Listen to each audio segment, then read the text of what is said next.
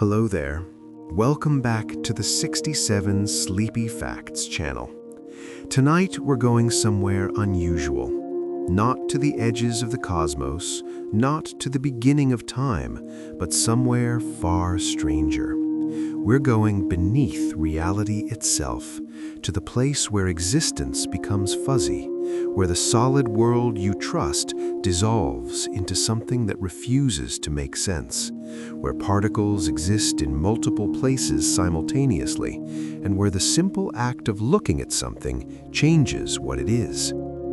Before we begin, if this feels like your corner of the internet, consider the YouTube rituals as it helps other folks join us. Now prepare to discover that everything you thought you knew about the universe is wrong. Not slightly off, not incomplete, but fundamentally, beautifully, impossibly wrong. Let me start with something that will haunt you. Right now, as you listen to these words, you are vibrating. Not metaphorically, literally. Every atom in your body is humming with quantum uncertainty, existing in a haze of probability, until the universe decides, moment by moment, to make you solid. You are not a fixed thing. You are a temporary pattern of possibilities that happens to be stable enough to read these words, to feel the weight of your body, to wonder if any of this is real. And here's the unsettling part. We don't know why you stay together. We don't know why the quantum strangeness that governs individual atoms doesn't make you flicker in and out of existence. We've built bridges and sent rockets to the moon, but we cannot explain why you, sitting there, are more than a ghost of probabilities. The story begins over a century ago, in a world that thought it had almost everything figured out. Physics felt complete. Newton's laws described motion with perfect clarity. Maxwell's equations captured light and magnetism in mathematical poetry. The universe seemed to be a vast, predictable machine, ticking forward with perfect regularity. Scientists believed they were just cleaning up a few minor details, polishing the edges of a finished masterpiece. Then they heated a piece of metal. It sounds absurd, doesn't it? The entire edifice of classical physics, the comfortable certainty of a predictable universe, began to crumble because someone wanted to understand why hot metal glows. When you heat an object, it emits light, first red, then orange, then white as the temperature increases. Simple observation. But when physicists tried to calculate exactly how much light should be emitted at each frequency, their equations predicted something insane: infinite energy at high frequencies. The math said that a heated object should pour out unlimited amounts of ultraviolet light, X-rays, gamma rays, enough energy to instantly annihilate everything around it. Obviously, this doesn't happen. Your stove doesn't emit infinite radiation. The sun doesn't instantly vaporize the solar system. Reality refused to match the predictions, and no amount of mathematical gymnastics could fix it. Classical physics, for all its elegance and success, was fundamentally broken. Enter Max Planck, a conservative physicist who wasn't looking for a revolution. In 1900, desperate to make the equations work, he proposed something that felt wrong even to him. What if energy doesn't flow smoothly like water from a tap? What if it comes in tiny, indivisible chunks, like coins you can't break into smaller pieces? He called these chunks quanta and introduced a constant now bearing his name to describe their size. It was a mathematical trick, a patch to force the numbers to behave. Planck himself didn't believe it reflected anything real about nature. He expected someone would soon find a better explanation, and his strange idea would be forgotten. He was spectacularly wrong. What Planck had stumbled upon, almost by accident, was the edge of a rabbit hole that goes down forever. Energy really does come in chunks. Light really does arrive in discrete packets. And this single, uncomfortable fact opens a doorway into a reality so strange that even now, more than a century later, we still don't fully understand what it means. Because here's what quantum physics reveals. The universe, at its deepest level, is not made of things. It's made of probabilities. Particles don't have definite positions until you look at them. Light doesn't choose to be a wave or a particle until you force it to reveal itself. The future isn't predetermined by the past. Instead, every moment contains multiple potential futures, all coexisting in a shimmering superposition, until something, somewhere, somehow forces reality to choose. And we don't know what that something is. We don't know how the choice is made. We don't even know if choice is the right word. We can calculate the odds with staggering precision. We can predict the probability of outcomes to 10 decimal places, but we cannot say why this particular electron appeared here in this detector at this precise moment. The universe, at its foundation, seems to roll dice, and we have no idea who's throwing them. Let's go deeper, because the strangeness has only just begun. Light has tormented physicists for centuries. Is it a wave rippling through space like water across a pond, or is it a stream of particles, tiny bullets flying through the void? For a long time, the wave theory seemed to win. Light bends around corners, creates interference patterns, behaves exactly as waves should. Maxwell's equations described it perfectly as an oscillating electromagnetic field. Case closed. Then came the photoelectric effect, a phenomenon so simple a child could observe it. Shine light on a metal surface and electrons pop out. More light, more electrons. Straightforward. Except it wasn't. Brighter light didn't give the electrons more energy. Red light, no matter how intense, couldn't free them at all. But even a faint blue light could. The effect depended entirely on the frequency of the light, not its intensity. It was as if individual particles of light were hitting individual electrons, each particle carrying energy determined solely by its color. Einstein, in his miracle year of 1905, explained it by reviving the particle theory of light. Light comes in packets, he said, quanta of energy that strike electrons like tiny hammers. The energy of each packet depends on its frequency. A red photon doesn't have enough energy to knock an electron loose, so it doesn't matter how many you throw. But a blue photon carries more energy, and even one can do the job. The mathematics worked perfectly. The predictions matched experiments flawlessly. But this created an impossible situation. Light behaves like a wave in some experiments and a particle in others. Not sometimes one and sometimes the other, but both simultaneously, depending entirely on how you choose to look at it. This isn't a limitation of our instruments. It isn't that we're disturbing the light when we measure it. The duality is fundamental, woven into the fabric of light itself. And here's where reality starts to feel like a dream. If you send individual photons, one at a time, through a double slit, they land on the detector screen one by one, like particles.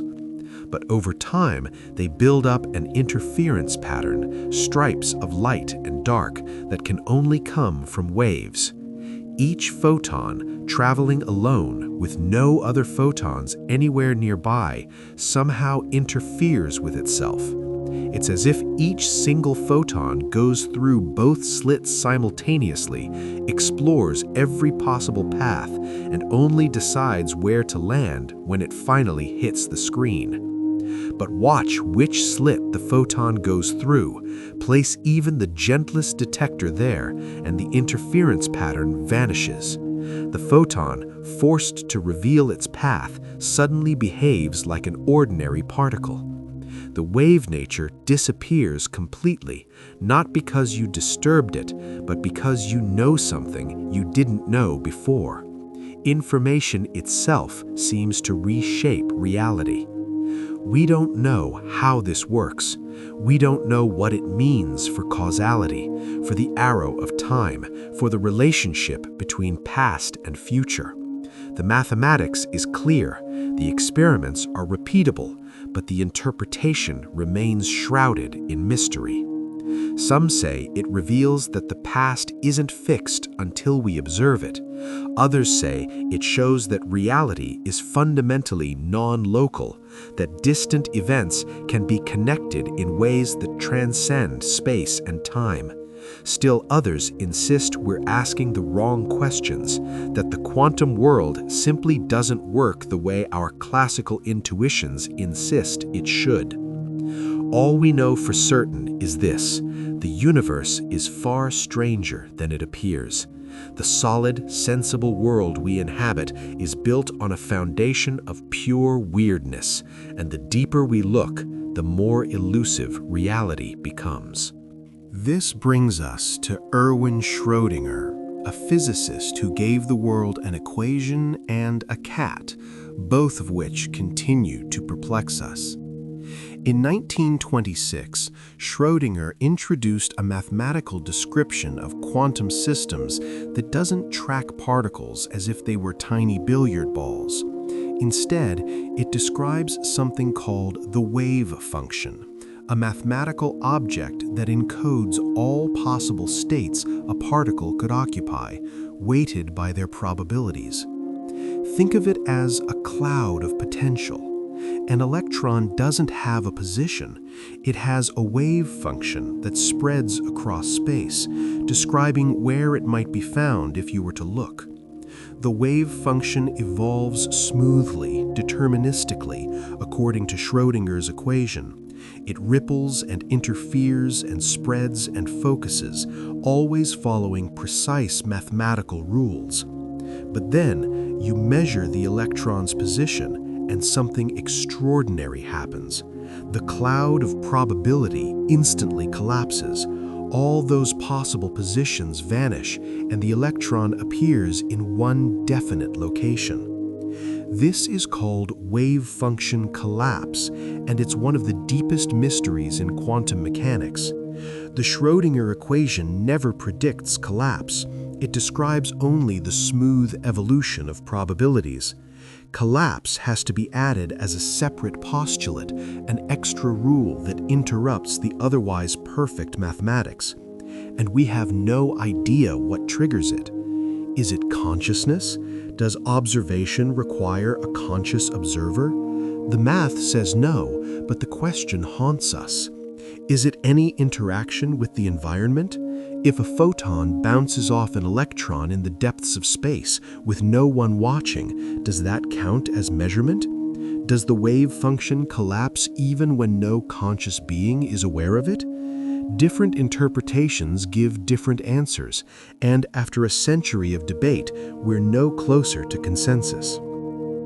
Schrödinger himself was disturbed by the implications of his own equation. To highlight the absurdity, he proposed a thought experiment that has become iconic. Place a cat in a sealed box with a radioactive atom, a detector, and a vial of poison. If the atom decays, the detector triggers, the vial breaks, and the cat dies. If not, the cat lives. According to quantum mechanics, until someone opens the box, the atom exists in a superposition of decayed and not decayed states. And if the atom is in superposition, then so is everything connected to it. The detector is in superposition.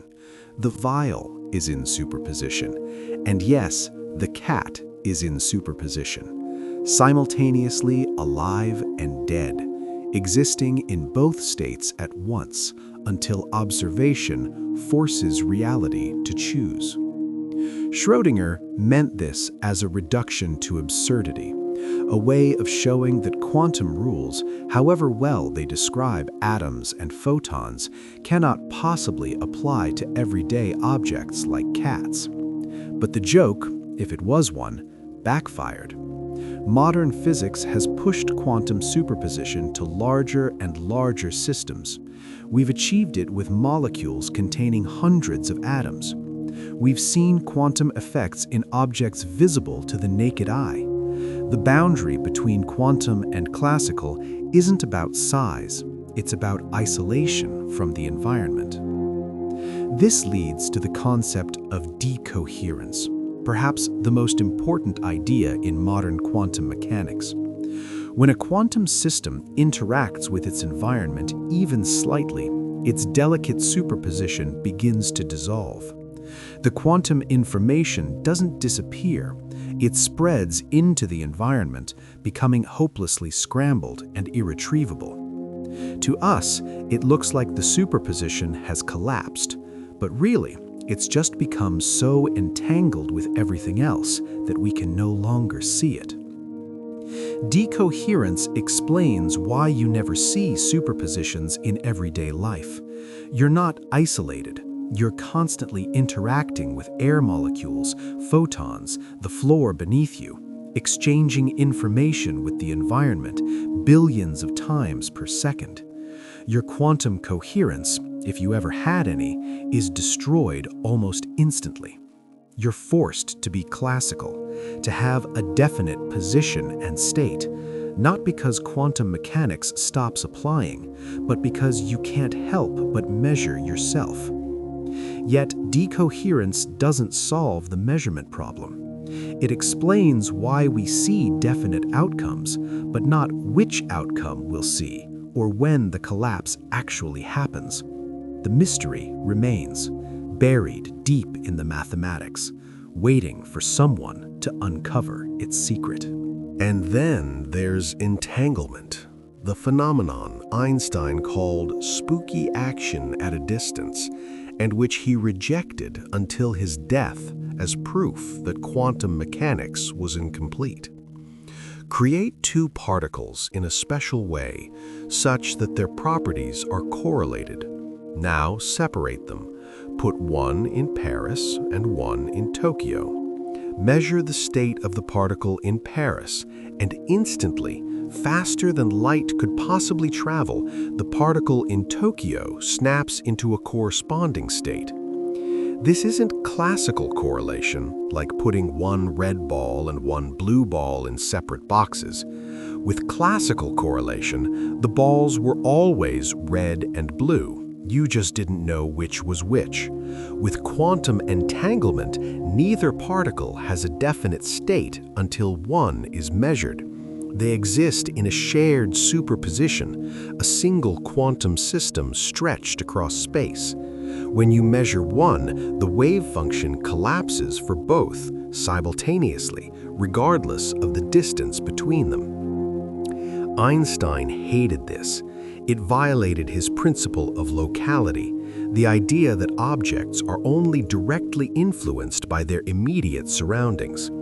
He was convinced there must be hidden variables, properties the particles possessed all along that quantum mechanics simply failed to describe. But in the 1960s, physicist John Bell devised a test.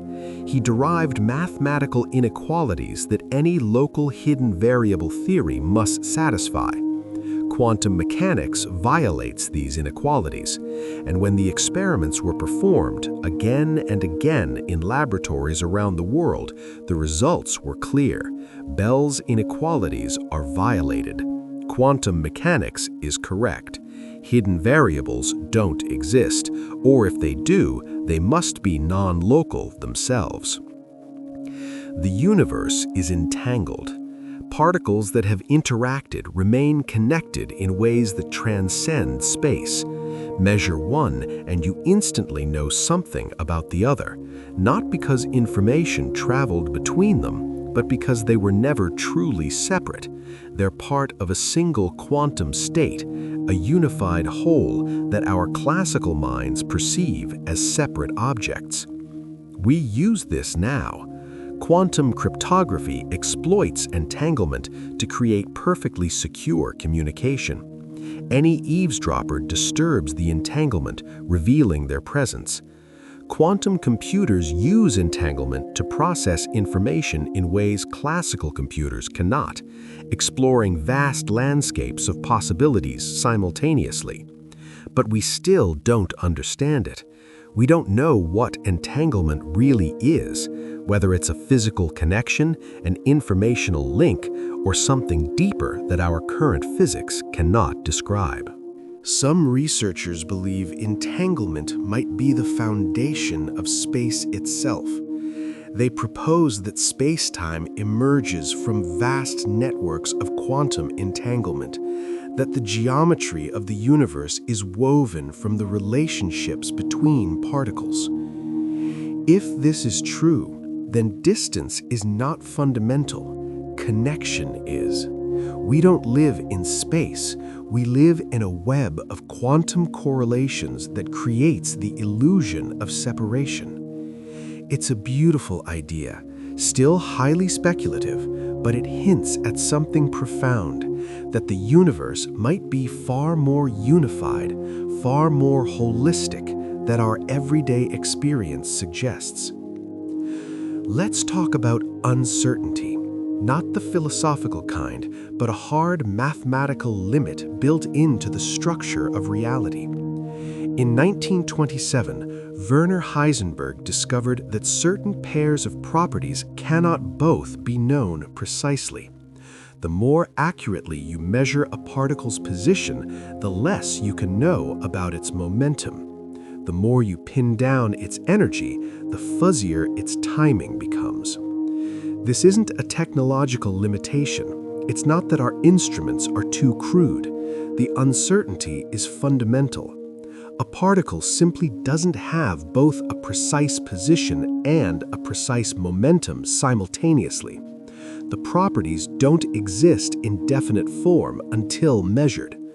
Why? Because particles aren't tiny billiard balls. They're wave functions spread across space. A wave doesn't have a single position, it's extended. To localize it, to squeeze it into a tiny region, you have to add together many different wavelengths. But wavelength is related to momentum. Squeezing the position means spreading out the momentum. It's a mathematical necessity, a consequence of the wave nature of matter. This has profound implications. It explains why atoms don't collapse. If an electron fell into the nucleus, its position would become perfectly defined. Heisenberg's uncertainty principle says its momentum would then become infinitely uncertain, which means infinite kinetic energy. Nature doesn't allow this. Electrons hover around the nucleus not because they want to, but because the uncertainty principle forbids them from getting too close. It also means the vacuum isn't empty. Even in perfect vacuum, with no particles present, the fields that permeate space are subject to the uncertainty principle. They fluctuate, creating temporary particles that appear and vanish in fractions of a second. These virtual particles aren't directly observable, but they have measurable effects. They shift the energy levels of atoms, they contribute to the mass of particles, they create forces between conducting plates placed close together in vacuum, a phenomenon called the Casimir effect. The vacuum is alive with quantum activity, a seething ocean of possibility that never rests. And we don't know what this means for the nature of space, time, or the origin of the universe. In fact, calculating the energy of the vacuum produces one of the most embarrassing failures in theoretical physics. Using quantum field theory, the predicted energy density of empty space is about 120 orders of magnitude larger than what we observe. It's not a small error. It's the worst prediction in the history of science. We don't know why the vacuum has the energy it does, or why it's so much smaller than theory suggests. Some unknown mechanism must be canceling out most of the vacuum energy, but we have no idea what it is. This missing understanding might be connected to dark energy, the mysterious force accelerating the expansion of the universe.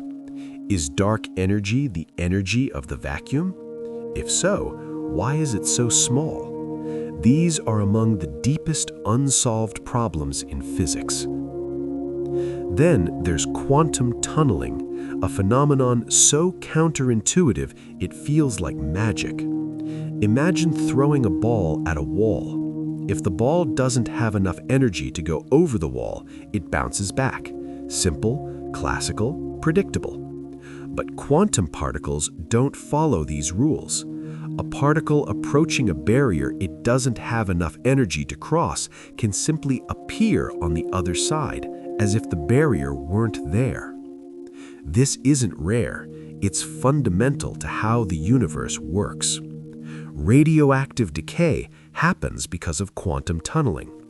Alpha particles trapped inside atomic nuclei don't have enough energy to escape, but they tunnel through the nuclear barrier anyway. Every time a radioactive atom decays, quantum tunneling made it possible. The sun shines because of quantum tunneling. Hydrogen nuclei in the solar core repel each other electrostatically. They don't have enough energy to get close enough to fuse, but they tunnel through the repulsive barrier, allowing nuclear fusion to occur. Without quantum tunneling, stars wouldn't exist, and neither would we. We've built instruments that rely on tunneling. Scanning tunneling microscopes use the fact that electrons can tunnel across tiny gaps to image individual atoms. Engineers manipulate tunneling in electronic devices. It's not exotic physics confined to laboratories. It's part of the fabric of the everyday world, hidden beneath the surface of normal experience. But we still don't have a complete intuitive picture of what's happening when a particle tunnels. Is it sneaking through the barrier? Does it briefly borrow energy from the vacuum, violating energy conservation, then pay it back before the universe notices? The mathematics describes it perfectly, but the physical picture remains elusive. Now let's venture into quantum field theory, the framework that underlies all of modern particle physics. In this picture, particles aren't fundamental, fields are. Every point in space is filled with fields, invisible presences that permeate the universe. There's an electron field, a photon field, a quark field, and many others. Particles are just localized ripples in these fields, temporary disturbances that propagate through space. When you see an electron, you're seeing a quantum excitation of the electron field. When you detect a photon, you're observing a ripple in the electromagnetic field. The universe isn't made of things, it's made of vibrations in invisible fields that fill all of space. This resolves many puzzles. Why can particles be created and destroyed? Because you're just adding or removing ripples from the field. Why is every electron identical? Because they're all excitations of the same underlying field. Why do forces exist? Because particles exchange other particles, sending ripples back and forth through the fields. Quantum field theory is the most successful scientific theory ever devised. Quantum electrodynamics, the field theory of light and matter, makes predictions accurate to 10 decimal places. It's been tested more precisely than any theory in history, and it never fails. Yet we don't know what fields really are. We don't know what they're made of, or why they exist, or what it means for a field to permeate all of space. They're mathematical objects that describe reality with stunning precision, but their ontological status, what they actually are, remains mysterious. And there are hints that quantum field theory isn't the final answer. It doesn't include gravity. When we try to quantize gravity, the mathematics breaks down. We get nonsensical infinities that can't be tamed. This suggests that either our approach is wrong or there's a deeper level of reality we haven't discovered yet. String theory proposes that particles aren't ripples in fields, but tiny vibrating strings. Different vibration patterns produce different particles. It's elegant, mathematically beautiful, and naturally includes gravity. But it requires extra dimensions, 10 or 11 instead of the 4 we experience. Where are these extra dimensions? Curled up at scales so small we can't detect them? Maybe. String theory makes no testable predictions yet, and after decades of work, we are no closer to experimental confirmation. Loop quantum gravity takes a different approach. It suggests space itself is quantized, made of tiny discrete units like pixels on a screen. At the smallest scales, space isn't smooth, it's grainy, a network of quantum relationships. This resolves some infinities and suggests intriguing things about the early universe and black holes. But like string theory, it lacks experimental evidence. We're missing something fundamental. Quantum mechanics and general relativity, the two pillars of modern physics, are both stunningly successful in their domains, but they're incompatible. They speak different mathematical languages. They make different assumptions about the nature of space and time. And when we try to merge them at the scales where both should matter, inside black holes or at the beginning of the universe, our theories break down. We don't have a theory of quantum gravity. We don't know how to describe space-time when it becomes quantum. And this is perhaps the greatest unsolved problem in theoretical physics.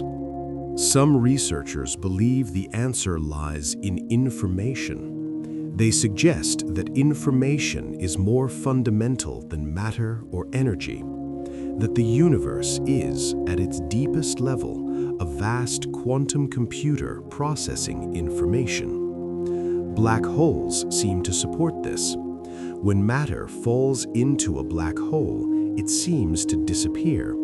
But quantum mechanics says information can't be destroyed. The information must be preserved somehow, perhaps encoded on the event horizon in a holographic form.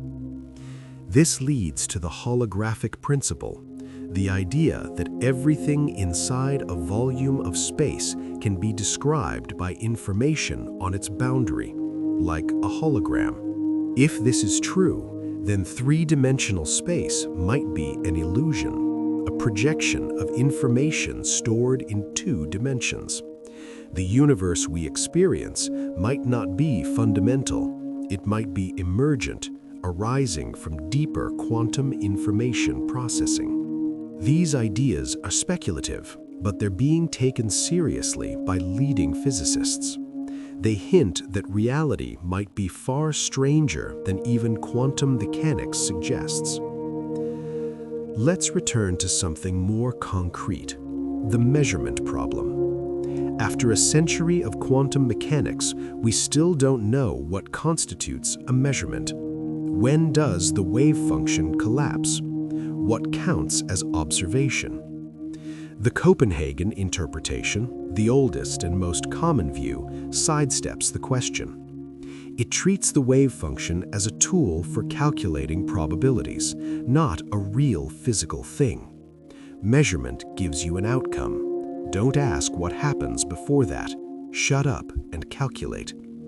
This works brilliantly for practical purposes, but it's philosophically unsatisfying. It divides the world into a quantum realm where superposition reigns and a classical realm where definite outcomes exist. But where's the boundary? Is it at the detector? At your eye? At your brain? The theory doesn't say. The many worlds interpretation offers a radical alternative. There's no collapse. The wave function always evolves according to Schrödinger's equation, smoothly and deterministically. When you measure an electron's spin, the universe splits. In one branch, you see spin up. In another, you see spin down. Both outcomes happen in parallel realities. This sounds insane, but it has advantages. It removes the need for collapse, preserving the mathematical elegance of quantum mechanics. It's deterministic. Randomness is just your subjective experience of not knowing which branch you're in. And it's testable, in principle, though no one has figured out how to test it yet. But it comes at a staggering cost. It requires infinitely many parallel universes, constantly branching with every quantum event. Every decision you make, every particle interaction, every moment, reality splits into countless versions. It's ontologically extravagant, to put it mildly. Objective collapse theories take another approach. They modify quantum mechanics slightly, adding a mechanism for spontaneous collapse. Small systems stay in superposition for a long time, but large systems collapse quickly. This draws a natural boundary between quantum and classical, and it's potentially testable. If collapse is physical, it might produce tiny deviations from standard quantum predictions. But we haven't detected any such deviations yet, and adding collapse requires new physics, which feels like giving up on finding a deeper explanation. Pilot wave theory, first proposed by de Broglie and later developed by David Bohm, suggests particles have definite positions all along, guided by a real physical wave. The wave is the wave function, and it guides the particle's motion. There's no collapse. Measurement just reveals the position that was always there. The many worlds interpretation offers a radical alternative. There's no collapse. The wave function always evolves according to Schrödinger's equation, smoothly and deterministically. When you measure an electron's spin, the universe splits. In one branch, you see spin up. In another, you see spin down. Both outcomes happen in parallel realities. This sounds insane, but it has advantages. It removes the need for collapse, preserving the mathematical elegance of quantum mechanics. It's deterministic. Randomness is just your subjective experience of not knowing which branch you're in. And it's testable, in principle, though no one has figured out how to test it yet. But it comes at a staggering cost. It requires infinitely many parallel universes, constantly branching with every quantum event. Every decision you make, every particle interaction, every moment, reality splits into countless versions. It's ontologically extravagant, to put it mildly. Objective collapse theories take another approach. They modify quantum mechanics slightly, adding a mechanism for spontaneous collapse. Small systems stay in superposition for a long time, but large systems collapse quickly. This draws a natural boundary between quantum and classical, and it's potentially testable. If collapse is physical, it might produce tiny deviations from standard quantum predictions. But we haven't detected any such deviations yet, and adding collapse requires new physics, which feels like giving up on finding a deeper explanation. Pilot wave theory, first proposed by de Broglie and later developed by David Bohm, suggests particles have definite positions all along, guided by a real physical wave. The wave is the wave function, and it guides the particle's motion. There's no collapse. Measurement just reveals the position that was always there. This restores determinism and realism. Particles are real and they have definite properties. But the pilot wave is non-local, influencing particles instantly across any distance. And it requires accepting a vast, hidden reality that we can never directly observe. Each interpretation resolves some problems while creating others. After a century, we have no consensus. We don't know what quantum mechanics means, what it's telling us about the nature of reality.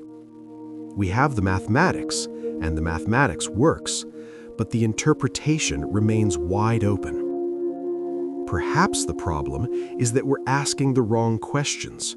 Perhaps reality at the quantum level doesn't correspond to anything our classical minds can visualize.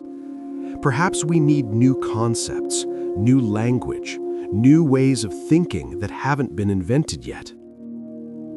Quantum mechanics has given us technologies that seemed like magic a century ago.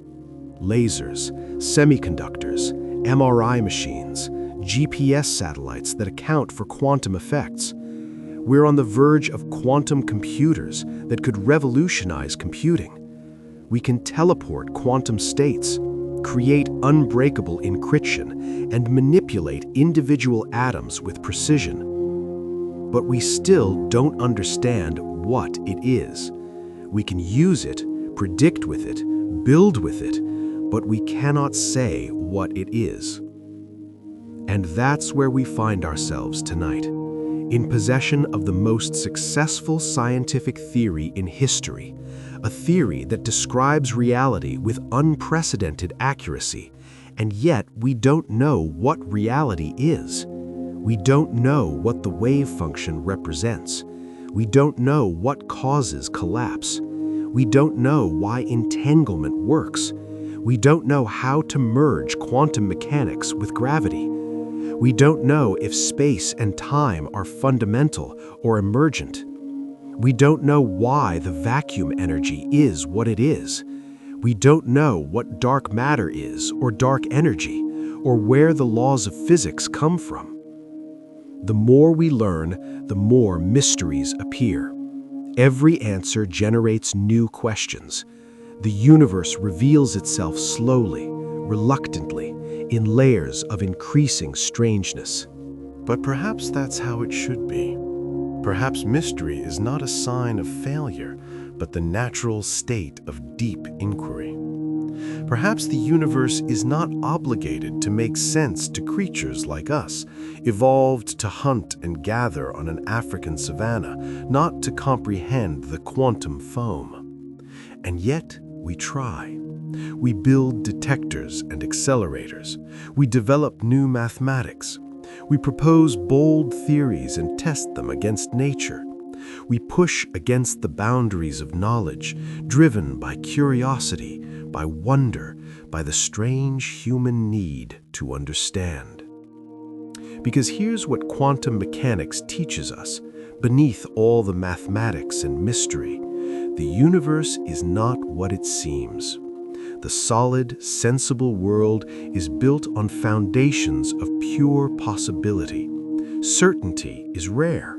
Probability is fundamental, and reality, whatever it is far more fluid, far more interconnected, far more alive than our ancestors ever imagined. You are not separate from this. You are quantum through and through. Every atom in your body is governed by these strange rules.